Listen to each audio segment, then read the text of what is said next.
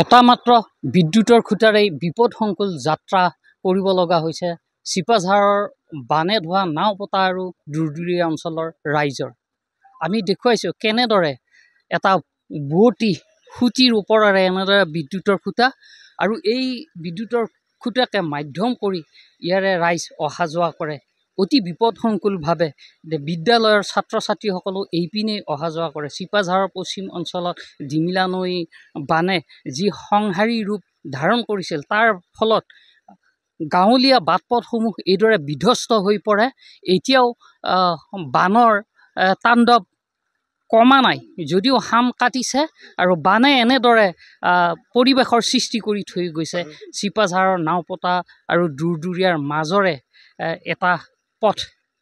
আমাৰ সৈতে আছে একাংশ স্থানীয় লোক, মোৰ সহযোগে দেখুৱাইছে ইয়াৰ পৰিৱেশ আৰু কি হৈছে এতিয়া।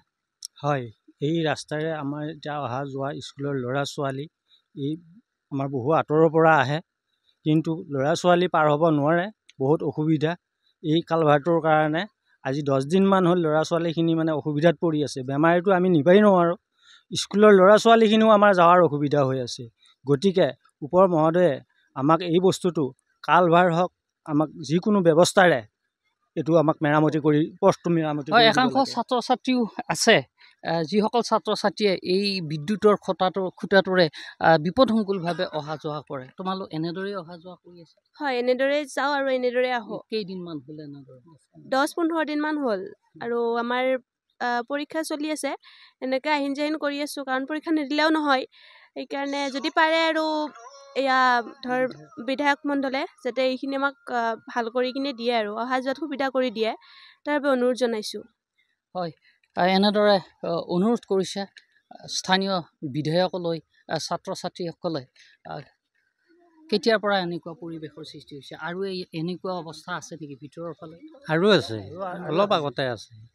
এতিয়া ইয়াত 15 দিনমানে হ'ল এইটো খৰা ভাঙি যোৱাত। অকল মানে ছাত্ৰ ছাত্ৰীৰ কাৰণে, সকলোৰ কাৰণে হৈছে। এতিয়া আপোনালোকে দেখিছে, মই চাইকেলখন পাৰ কৰিব পৰা নাই, ডেকা ল'ৰাটোক পাৰ কৰিব দিছোঁ। গতিকে এনেকুৱা বহুত অসুবিধা। গতিকে ওপৰ মহলৰ পৰা যেন আমাক এই ব্যৱস্থাটো কৰি দিয়ে অতি সোনকালে, সেইটোৱে আপোনাৰ।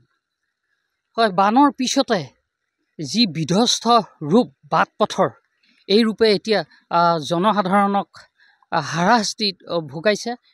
যিহেতু বিদ্যালয়ৰ ছাত্ৰ ছাত্ৰী বুলিয়েই নহয়, এই দূৰদূৰীয়া আৰু নাওপতা গাঁৱৰ ৰাইজসকল অহা যোৱাত যথেষ্ট সমস্যাৰ সন্মুখীন হৈছে। তেওঁলোকে স্থানীয় বিধায়ক তথা কৰ্তৃপক্ষলৈ আহ্বান জনাইছে যাতে এই যিসমূহ বাট পথ এই গাঁওখনত কেইবাঠাইতো এনেকুৱা পৰিস্থিতি হৈছে, যাতে অতি সোনকালে তেওঁলোকৰ এই যাতায়াতৰ সমস্যাটো দূৰ কৰে।